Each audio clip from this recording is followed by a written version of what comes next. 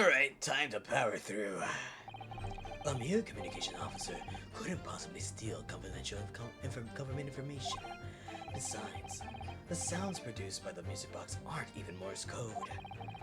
It was low-class brickmaker negotiating with Mr. McGilded anyway, was it not? I've no relation to the man. Look, all we done is break into the golf. Another night like what he told us to do. If we'd known there was dodgy government secrets involved, we wouldn't have touched it. Huh? Did he just give you away that you were there? Wow, even I'm dead silent too. Like, what the fuck? Everyone's dead silent.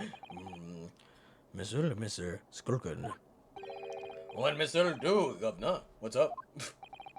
Do I take it that you now admit to the crime? That on the night in question, you did indeed gain entry to the premises illegally. Again, and moreover, you did so with a party of 3 in collaboration with Mr. Creighton here. I don't know. Did we? We did, Gub. We did.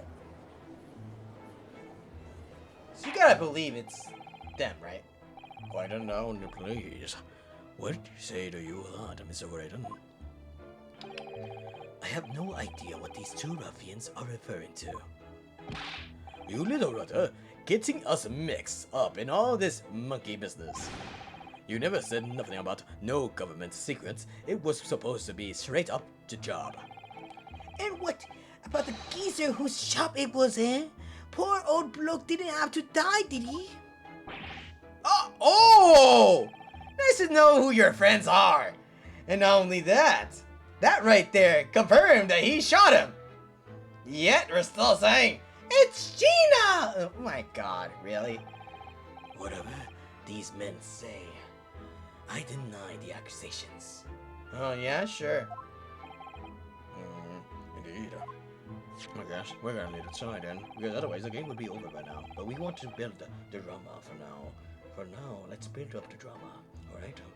Well, I certainly wasn't expecting that a little music box disc become significant in the proceedings.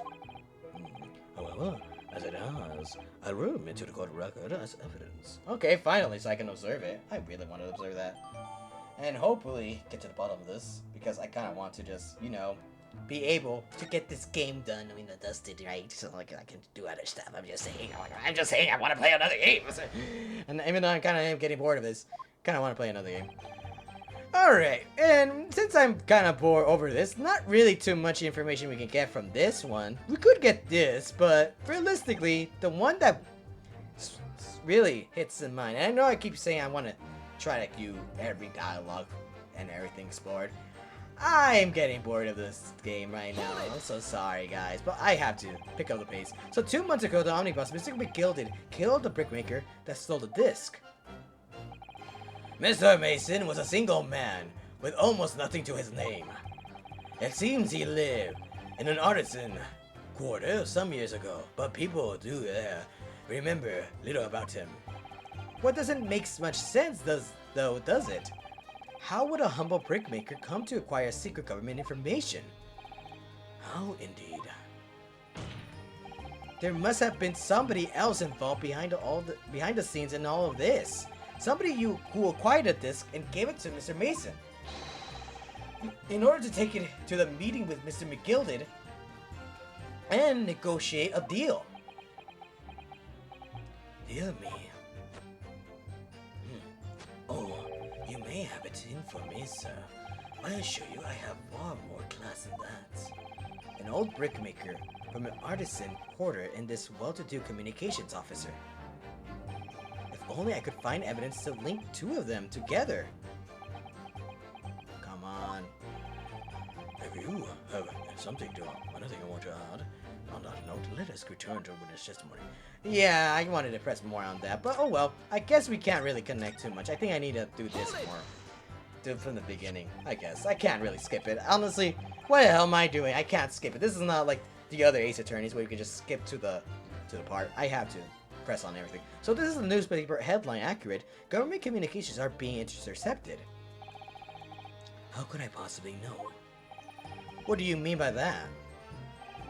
Any important government communications are handled by high-level officers, by specialists. General members and staff in the station where I work would never be entrusted with sensitive information. Oh no, stop. Must say something, stop. Ooh, let me guess. Juror number 5. We regular communication officers, station officers are as lowly as you're being led to believe. A team of us are responsible for setting up the testing, the telegraphs used by the ministry. And Mr. McGraden is the team leader. Oh, that's fascinating. She called you out, sir. Graydon is a highly skilled operator. Stop. Currently in presence of idol. Stop. You're not helping your idol at all. But thank you so much for helping us out. So you had the access equipment to use of these confidential communications, Miss Graydon. Oh well. What of it? The transmissions are always made behind closed doors so they can't be heard. In any case, all messages are sent and deciphered. No more employees couldn't possibly understand them. I love this woman. She's calling out of it his BS because I don't know. It kind of reminds me when I call out a specific person from my friend group whenever he's lying too. So I relate to that person. I really do relate. I wonder who I'm talking about. You know who you are. You know who you are. Oh no, stop. Must say something, stop. And I'll give you a hint. I don't play with them more frequently anymore. But I try to. Mr. Graydon regularly attends meetings with ministry technicians and the ministry communications team. He assists them in ensuring that there are no errors in important international communications. And he's received the top prize of the Cipher Calculating Convention 5 years in a row now. She keeps calling him out. I love it. I fucking love it. That's fascinating. Ooh. Come on, man. And I tell you what, another hint. I'll collab with the guy. Graydon is highly skilled operator. Stop. Currently in presence of idol. Stop. Well, your idol would appreciate if you keep your mouth shut. Oh! She should really pick her idols more carefully. I tell you this, Scott. Lawyer's accusations are completely unfounded. I don't know. I'm not even saying anything. It's just him. It's just her. She gets exposed to you. I'm just saying. They're not? To anyone with a brain, that would be blatantly apparent of listening to that music box for even a few seconds. Huh? Of course. Surely it can't be that my little friend is unfamiliar with Morse code. Ouch! He looks genuinely shocked at my ignorance. I would be more than happy to demonstrate the basics for you, sir. Oh, cool! We get to learn not only stereoscopes but also Morse code in this game. Huh? Please let us learn. Morse code is a continuous series of 2 distinct tones. Tones, you say? Yes, a short dot and a dash. By combining those two in different ways, you construct letters. I see. For example, this is an A. Boom, boom. And this is a B. Wow, that's a big one. What the hell? But when you listen to the sound produced by this music box, you only hear one tone, don't you? But it sounds so similar. The rhythm of the same and everything. But there is no discerning meaning in this apparently random sequence of sounds. So your assertion is fundamentally flawed. This is not Morse code. No! Really, you shouldn't be so surprised. What did I tell you? That music box is nothing but a worthless piece of scrap. Perhaps you might consider studying your subject matter before casting aspirations in future. Ugh, stop. Nothing to say about, but stop. Oh, it's frustrating, isn't it? Iris, I mean, if the government secrets were somehow being leaked using a music box, so many other things would slot into place so nicely. Could there still be something I haven't ever considered? Would it really be... Hold on! Before we do this, I forgot to observe this, because apparently there's something else that we haven't looked. We open here. Oh! What is it, Reno? I've noticed something about this music box. It looks like the bottom of it opens up as well. Oh, you're right. Well, come on then. What are you waiting for? Let's open it. Alright then, here goes. Look at that. There's another movement on the other side. So, does that mean you can set another disc to play back on this side? Yes, I think so. And it looks like there's two movements are linked together. They're linked. So if you had two discs, they would both play back at the same time.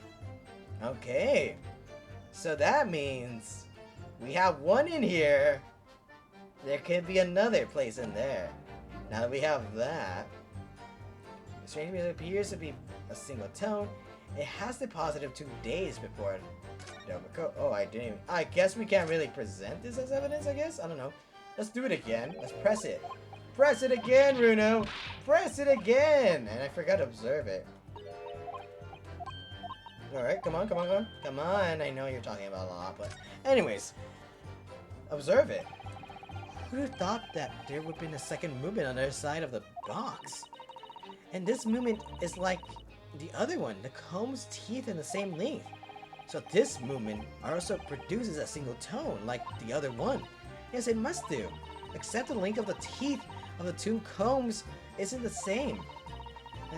And the single note produced by the movement will be different than the single tone we've already heard. What? Basically, each movement can only produce a single note, but the notes they produce are different. The music box can be only play 2 notes then. Then we got that. Alright, not really much information, but let's give it a try. There's still every possibility that the music box was an instrumental in leaking the government secrets. That's the belief of the defense, at least. Objection! Does it please you in some way, my Nipponese friend, to repeat the same line in argument ad infinitum? It's already been established that to beat Morse code, 2 tones are required, dots and dashes. Yes, I'm well aware of that. Then what? Well, it would appear the defense's hypothesis to put forward. Ooh, come on. You had better present your idea at once, Consul. How do you propose that this music box, which appears to produce only a single tone, could have been used to decipher city as secret messages in Morse code? Okay, well, we'll tell you. We'll tell you right now. We'll show you. Well, if you open up this thing right here... Oh my god, we already talked about this again. Can you just press the button already? Jesus Christ. Oh my god, it opened! Yeah, I know, right? So shocking. Anyways. Got it! Right here. Gracious, what am I looking at here? Another movement of the underside of the music box. Of the music box. What? You guys really need to observe and actually know how to, inspect items. It appears, my lord, that the 2 movements are linked together. In other words, you can put 2 discs in this music box, and the sounds of both will play at the same time. Good heavens. As the court has heard, Morse code comprises of 2 tones, a short dot and a long dash. Now that we know, with a second disc in place, the music box could be used to generate Morse code to convey a message. Ooh. This is beyond a joke. I'm sorry. This poor excuse for a lawyer has absolutely no evidence to support his claims. Though, of course, If my learned friend were able to present the court with the second disc, it would be another matter. Well, I can't at the moment. And may I remind the court that, as the witness has pointed out, he was not the one on the omnibus with McGilded 2 months ago, striking a deal over the discs or discs. Indeed. That was beside my son, the brick maker. Exactly. I had nothing to do whatsoever to do with it. Oh, fuck. Though, as oldest, I must admit the argument presented by the defense has much promise. I believe the cross-examination should continue. The link between Graydon and the victim of the omnibus must be there somewhere. But I haven't found it yet. Oh dear. It looks like you need to give your argument with more strength, Bruno.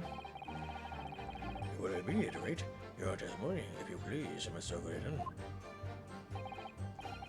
If I may, though I maintain exactly what I did at the start of the cross-examination. Okay, so your name is Ashley Graydon, right? Let's look at something. Okay, execution. Occupation, brickmaker. Mason Milverton. Well, we can't really point on that. Oh well. Let's press this again. Maybe something new would happen. So 2 months ago, blah blah blah. Mr. Mason, yes. We can continue, keep going. Maybe something new will happen. How indeed. There's been somebody else involved. Blah blah blah. And what? Dear me. Oh, again. Yeah, let me see. I will show you. More class than that. Okay, apparently that's not it. Alright. Alright. So now that we know that, let's talk to him. Oh, yes, okay. Look, Mr. Graydon told you to do, you mean? That's it? Yeah. Who else, eh? Telling me, I thought he was just popping over another after. I can't read him. I want to know why I can't read his dialogue, apparently. All them years, but the rather odd, a dodgy job was. Ash.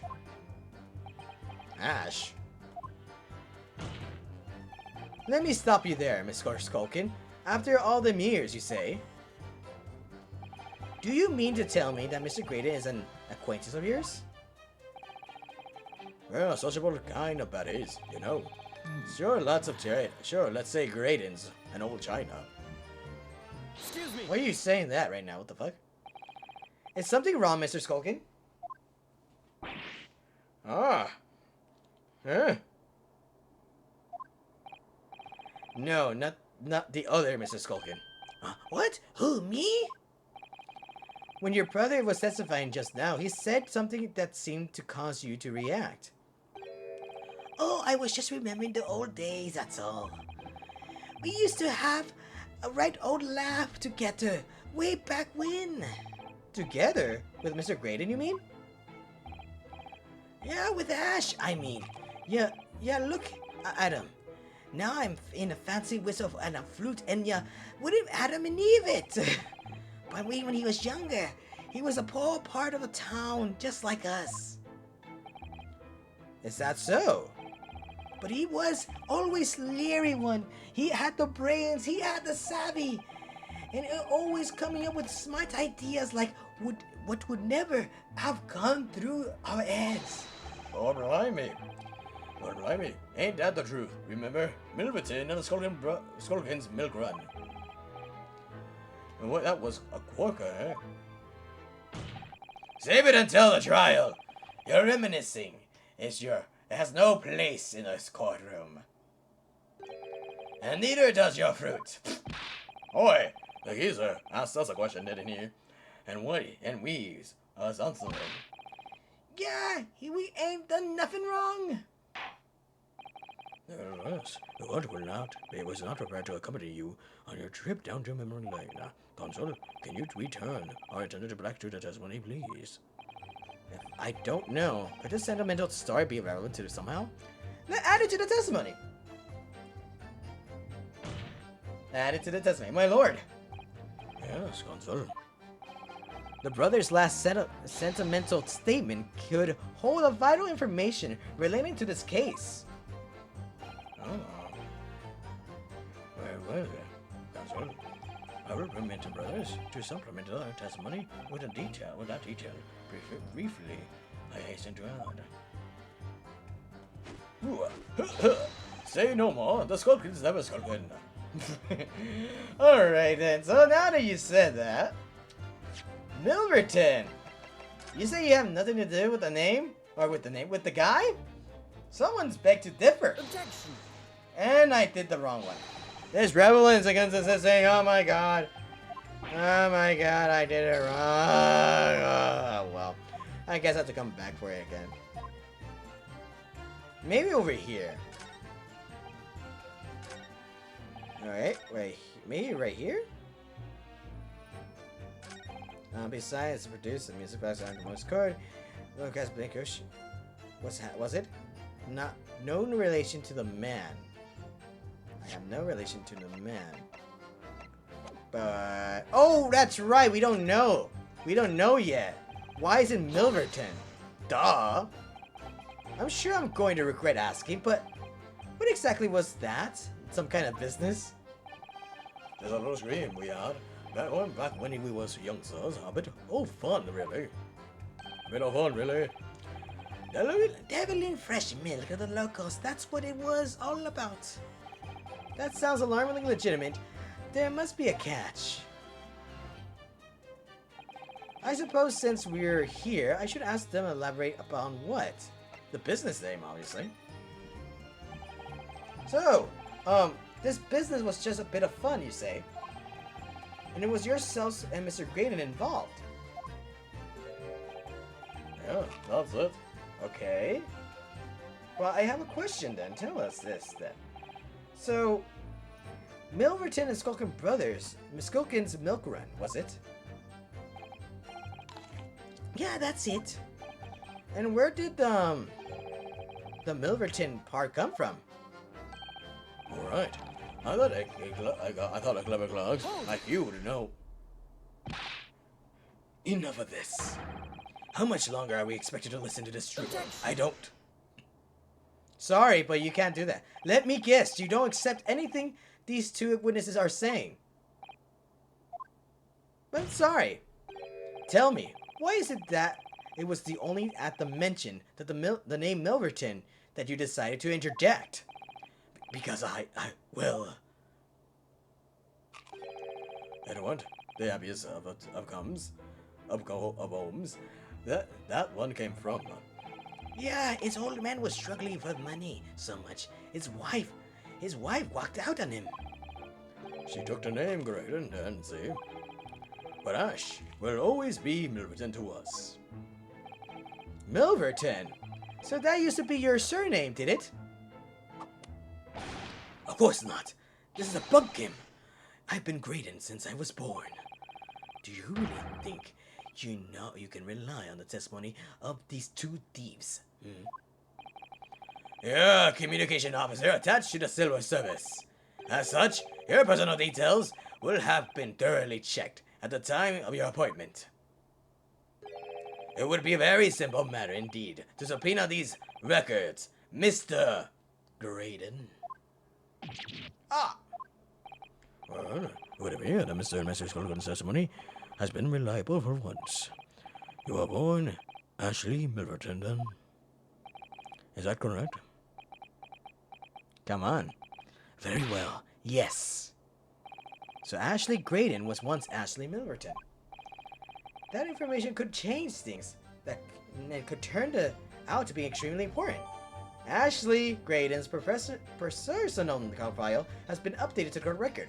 A telegraph operator at the Central Communications Station, whose last name was once Milverton years ago. He's a childhood friend of the Skulkin Brothers. Now that we know you're a childhood friend, you were there. All of a sudden, we seem to be up to our necks in a serious matter of national security. Although all this talk about interception of secret government messages is still just conjecture of this stage. It would explain a number of things though, wouldn't it? The negotiator Genie overheard an omnibus 2 months ago in a break-in at Winnie Banks. But the trouble is, it wasn't Mr. Graydon in the omnibus with Mr. McGill did. No, that was Mr. Mason, the brickmaker, who was so horribly murdered. If only there was some leak between the two men somehow. I know, but Mr. Graydon's testimony seems to be as watertight as ever. I wonder if the key to us making headway with the cross-examination here could be those two brothers. We already know. And you claim that you don't know the guy. But now, did you— Oh my fucking god, I pressed the wrong button. I'll be back. Now we can present this. Mr. Ashley Milverton. Tell me, why do you ever try to hide your former name from the court? Because I haven't gone by the name for years. It means nothing to me. No, I don't think that's the real explanation at all. The truth is, you had a reason to hide that name. Explain yourself, please, Consul. I have here the notes of the omnibus case, my lord. And as we all know, the victim, the man who we now understand to have been negotiating with Mr. McGilded. Yes, Mr. Mason, the brickmaker. That's right, only Mason wasn't his surname at all. It was his given name. His full name was Mason Milverton. Milverton? Do you mean to say Saint's alive? Exactly. Mr. Ashley Milverton. Isn't that the case that the brickmaker, Mr. Mason Milverton, was your father? I don't. As I believe I mentioned earlier, your family's history will have been thoroughly checked through you joined the Silver Service. And really, will take no time at all for the court to subpoena those records. The truth is that you have been illegally acquiring highly confidential government information and selling it to the Mr. McGilded in collaboration with your father. Hey, be careful. Remember your bullet. The injury will get unstitched. The new facts of the evidence unveiled by the cross-examination of this witness all come together to reveal the truth. The truth, you say? That you collaborated with your father, Mr. Mason Milverton, in illegal dealings with Magnus McGilded. My rent of this music box, you mean, Consul? Yes, stealing information being sent to the secret government communications and selling it to Mr. McGilded. Mr. Graydon concocted an elaborate scheme of using two music box discs to encode the information, as presumably a safety measure against the information falling into the wrong hands. And a very effective one. I shouldn't have given the scheme of any credence whatsoever. Well, the deal with McGilded went sour, and the brickmaker met his end. Yes, but before he was arrested, McGilded managed to temporarily dispose of the stolen disc at the pawnbroker. Then, having learnt of the situation, you appeared at Windy Banks 2 days ago. In an attempt to recover the two articles McGilded had placed in the pawn there. Well, that attempt failed. One of the discs was seized by the police, and the other you never found. So that same night, you enlisted to the help of the Skulkin brothers and broke into the pawnbrokery. This time, determined to recover the second disc.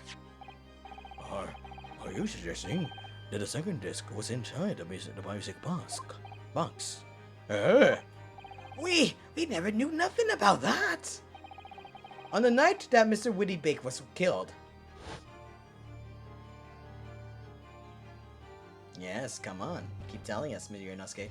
And by the way, to explain why he didn't go and buy it, it's because, if you remember correctly, he was about to shoot us. And obviously, Windy Bake recognized his face and called the police. That's why he couldn't go out of his way to buy it. The intruder of the pawnbrokery touched one item, and one item alone, the music box. I can't say box, apparently. I said box, apparently. That's rather ingeniously demonstrated using the two prints from the security camera indeed. So, The question that naturally begs answering is this. Why was only that one article disturbed? The answer is obvious, because it contained the second disc, which is the intruder was desperate to retrieve. Since if it were to fall into the hands of the police, it would be proof of high treason. Ooh, come on.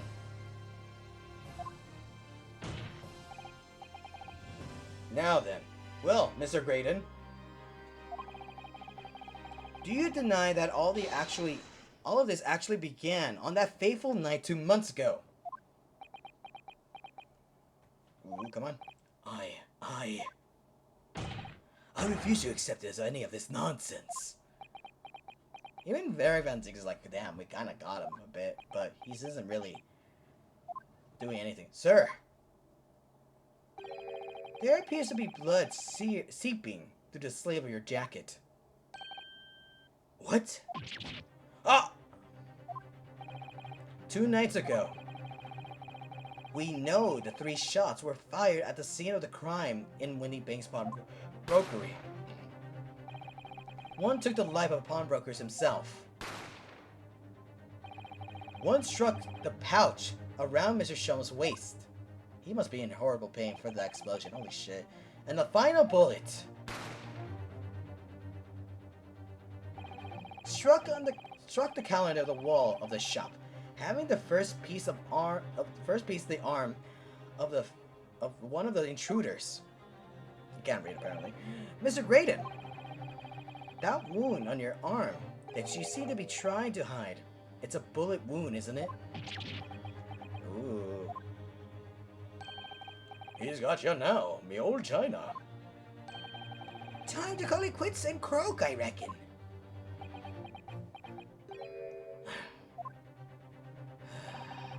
Don't acknowledge my presence there under any circumstances whatsoever. Those were my terms, remember? And I paid you handsomely to comply. Really, I was fooled to think I could trust some common back slums thieves. Fine, I admit it. I was there in Winnie Banks that night. I paid the pair 10 guineas to accompany me.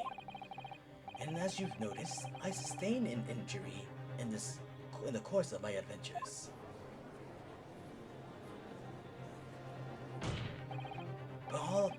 But that is all. I admit nothing more.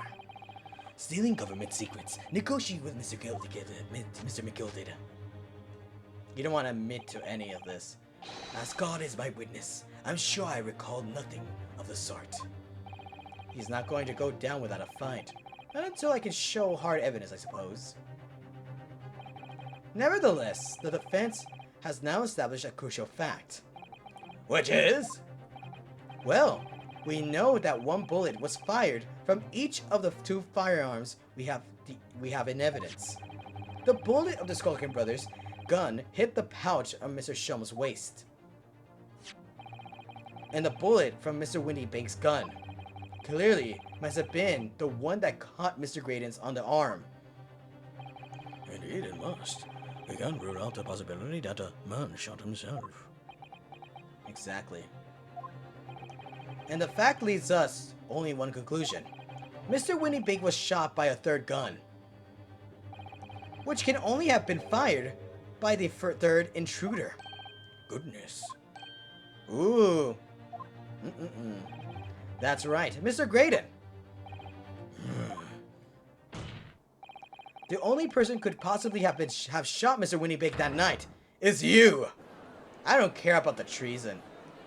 I care about getting you from this. Hold it. Oh, it's you. You little upstart. You made a grave mistake when you summoned me here. What? What's that supposed to mean? Yes, as you rightly say, I was there at the pawnbrokers.